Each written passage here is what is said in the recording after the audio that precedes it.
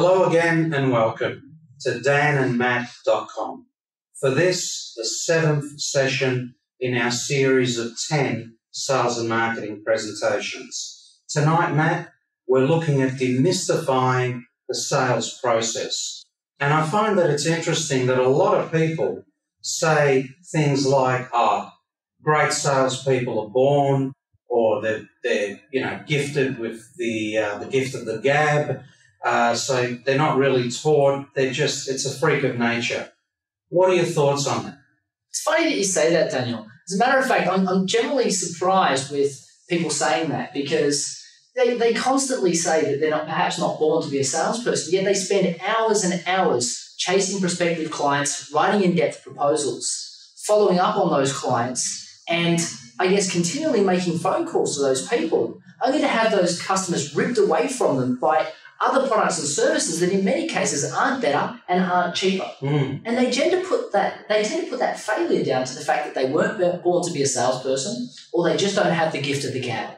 And look, that always surprises me. I mean, I find it ridiculous because if you can imagine a person going to neurosurgery for the first time and with no training and no skill sets, no processes to follow, trying to perform brain surgery, you'd be shocked. I mean, so many things could possibly go wrong. And to have that person walk out of the surgery and go, you know what, maybe I just wasn't born to be a neurosurgeon, or I just lack the dexterity to be a neurosurgeon, that everybody would say straight off the bat, no, you're just missing the training. You need to spend 5 years at school to learn to be a neurosurgeon, learn the strategies, learn the steps before you step out and actually do that for yourself.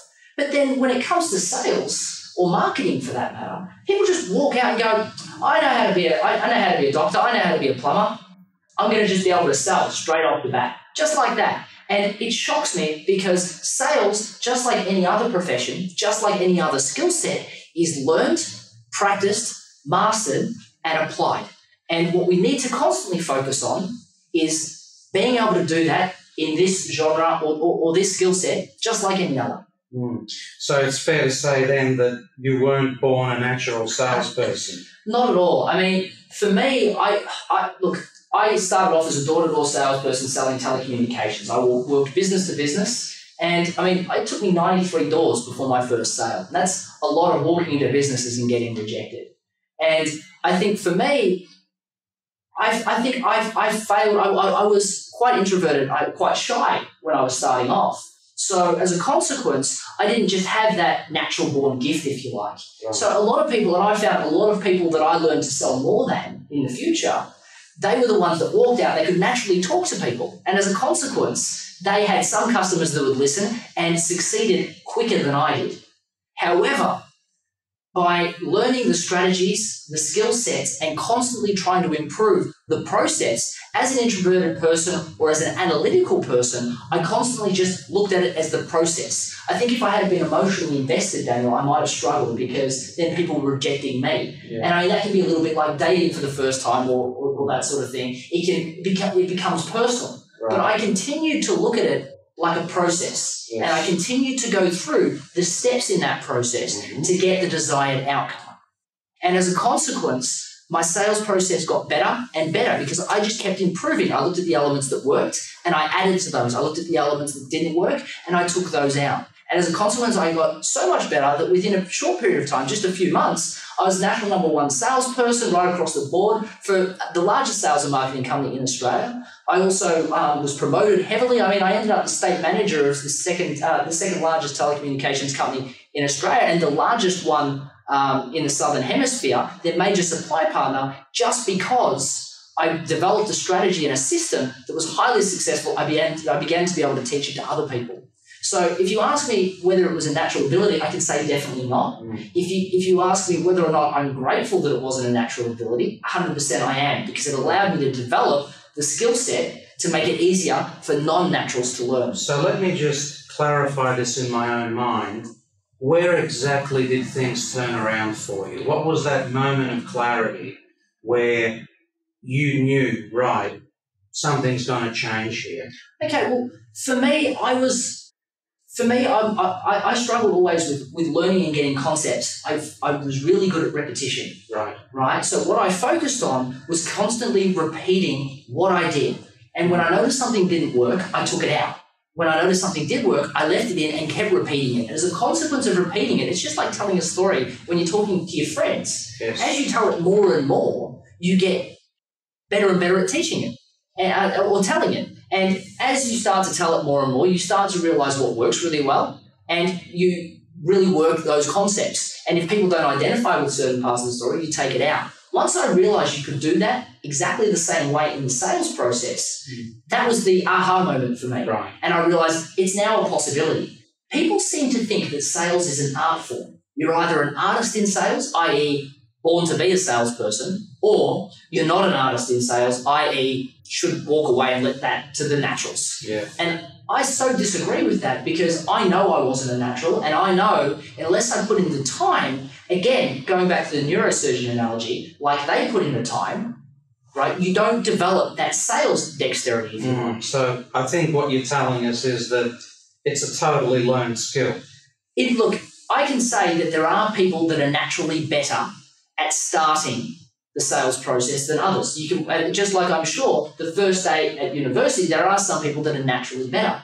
However, over time, the people that put in the work are the people that succeed. Yes. And the people that focus on processes and systems are always the ones that come up trumps. I mean, there are many people that make hamburgers, right? But McDonald's was the one that came through because they focused on process, procedure, and systems. Now, I can pick 100,000 different industries, and yet that always is going to be the same. Yeah. Focusing on process and systems is successful. And they've got that, let's face it, again, we all know who McDonald's are, the Golden Arches.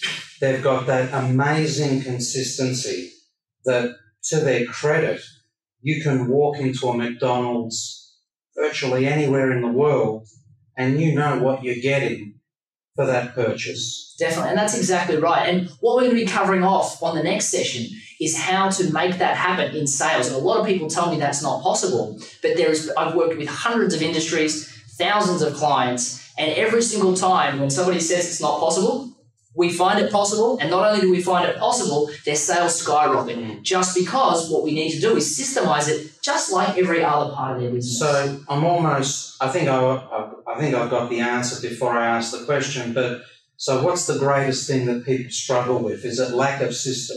Well, it's not it is lack of system, but what I tend to find is people tend to spend most of their time focusing on secondary systems. People tend to say, my CRM system has to be spot on, my product has to be spot on, my compliance has to be spot on, the product delivery, the service has to be spot on, and they focus on all these secondary systems. But what seems to get neglected is the primary reason for a business success or failure, and that is the sales, right? The marketing, of course, which we've discussed at length, but also the sales. And why is that then? Why is that? I think it's largely because within sales, there's a stigma towards it. People think that they have to be manipulative or pressure people into doing something they potentially don't want to do. And as a consequence, it's become a little bit of a dirty word. If people say they're a salesperson, if you say, I work in the electricity industry, what do you do? I'm a salesperson. My electricity is fine. They almost feel like they have to defend the reason why they're a salesperson. It's uncomfortable. Right. And there shouldn't be a stigma in my view. For me, if done correctly, right, you just follow through 6 milestones. I mean, Daniel, we've spoken a few times, and you actually told me that sales is about... It's about serving people. And in fact, it's interesting you mention that, because that wasn't just a personal perception that I have about what a good salesperson does. It's a little bit of trivia here, but the word selling is actually derived from the word silus, which means to serve.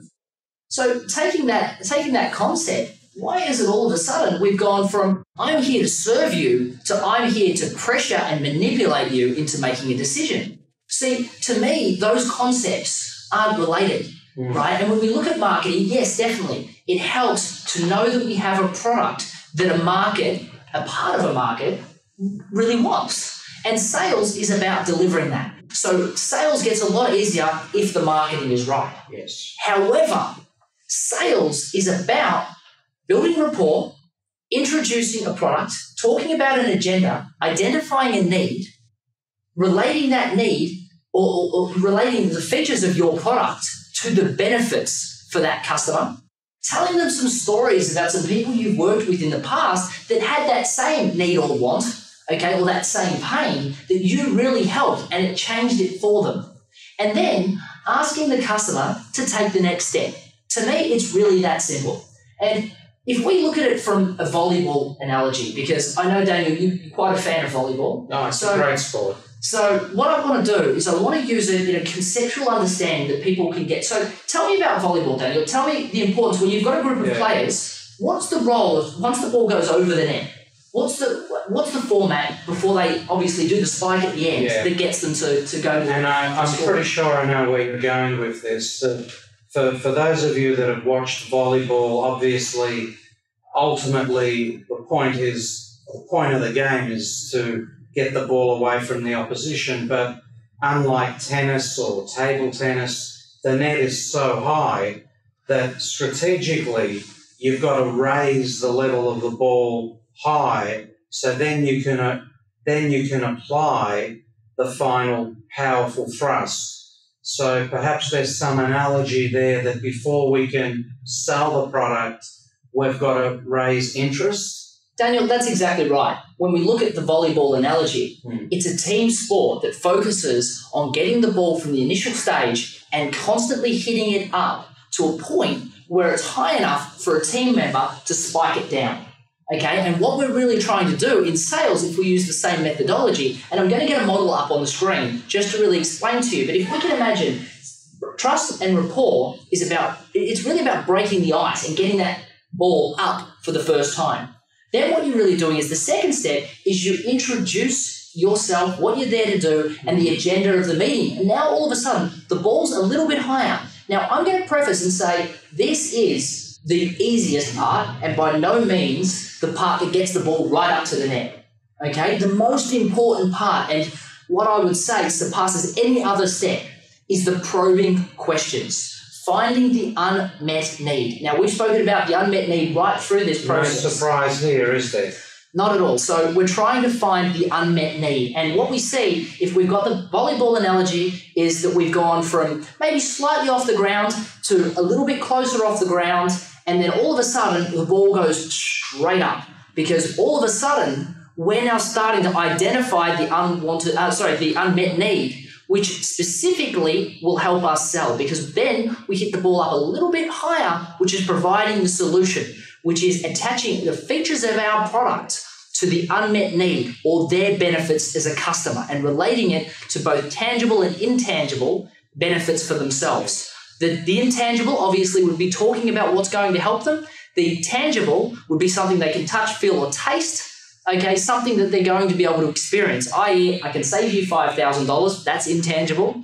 That's a holiday for you and your wife to go on holidays. Fantastic. I can see myself going on that. Fantastic. Then what we do is we introduce the trial close and the asking for the sale.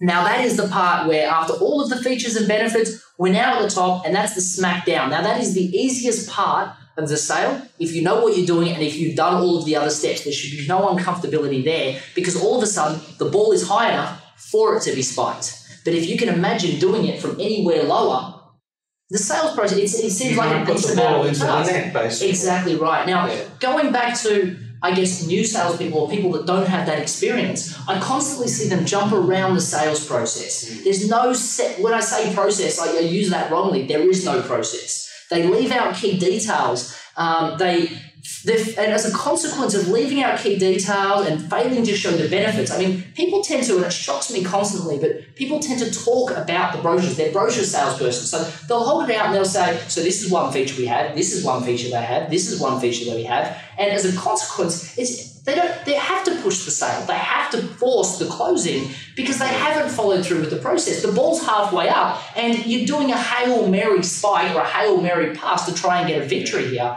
And can I make a point, Matt? The worst thing that can happen to a salesperson, I think, is that by using this ad hoc approach, is that if they do get a victory early, that let's say for whatever reason, someone just happens to like the product and they buy it, that person's got a false hope that, oh, well, this is the way to do it then. Yeah. Whereas they got that sale in spite of themselves. Exactly right. Everybody gets a lucky shot. Yeah.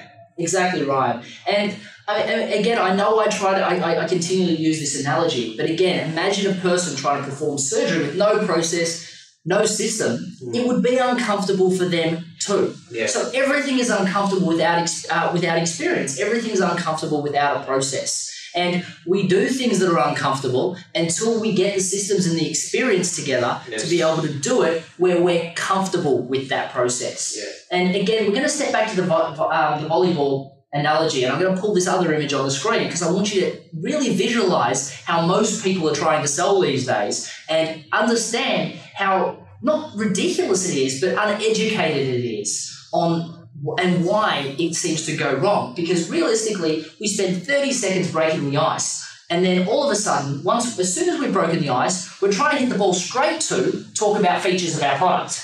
Yeah. Right? Now we're talking about features of the product. The ball's still down here. We haven't worked out finding the unmet need. We don't know what the customer wants. We're just reading them a brochure in hopes they go, hey, I love electricity. Or, hey, yes, I was looking for education. Or, yeah, you know what? I was thinking about buying a Dell laptop next week. Right? It just doesn't happen that frequently. No. And in fact, not to break your flow here, but the statistics are undeniable here that over 90% of all selling globally fails. And it is right there that it fails. It fails because people are trying to get up this mountain of interest where, and we've explained it many times, you've got to find this unmet need, and through that revelation that, yes, I've got a problem, help me with it, that the interest soars, there is no interest. It's like, oh, you sell electricity, fantastic. I've got an electric company. What do I care? It surprises me constantly. I mean, I've gone to networking functions, and I go to networking functions more as entertainment value or more to meet people that I can get to work with me. But when I go to networking functions, people ask me what I do, and I first say, no, let's talk about what you do. I understand what they do as a business or on a personal level. I understand everything that's going on in their lives. Then I talk to them about what I do. But everything that I do relates back to how I can help them, right? And that's why doing it that way really helps. But when I find I ask them what they do, they go, I work in the electricity business. Okay, great. Well, I'm interested in the electricity business. Well, this is our price tag. It just doesn't work as well. So as a consequence, again, you're following those steps and you're going to trust and rapport all the way to just talking about features and then doing this Hail Mary ask for the sale or sitting on your back hoping that the ball will fall on your hand and go over that net. And realistically, it's going under the net or going smack bang into that net unless by some lucky break, and as we said, sometimes you do get one, some miracle happens and you get sales. And the real scary thing is when that happens and verifies that for a person that they're doing the right thing in the early stages. And the amount of salespeople I've trained that forget to follow the process and end up with a sale in the early ages or a few sales in the early section of their learning. And then that verifies that they no longer need to learn strategies, learn processes. And within a very small period of time, they say, I was lucky that time, now I'm unlucky. And all of a sudden the word luck is used. And as soon as that's in there, we're done. No, it's honestly, it's a classic analogy that a broken clock is right twice a day. Even though it's not moving, it actually is right twice a day. Yeah. So no, I'm with you. And look, for me, I've never really had to push a sale, right? I've never really had to manipulate a customer. For me, sales is about going through the motions. And as long as I follow the right systems and the right procedures that I've written a long time before I got to this sale, then I just follow through the process and next thing I know, I'm doing paperwork. And what I tend to find is the people that compete against me, and look, I love, when I worked in telecommunications, I'd always get this person that sit down, chuffed in their chair and say, I've got another salesperson coming to talk to me. I've got 16 different brochures on here because I've had 3, maybe 5 other salespeople in before you.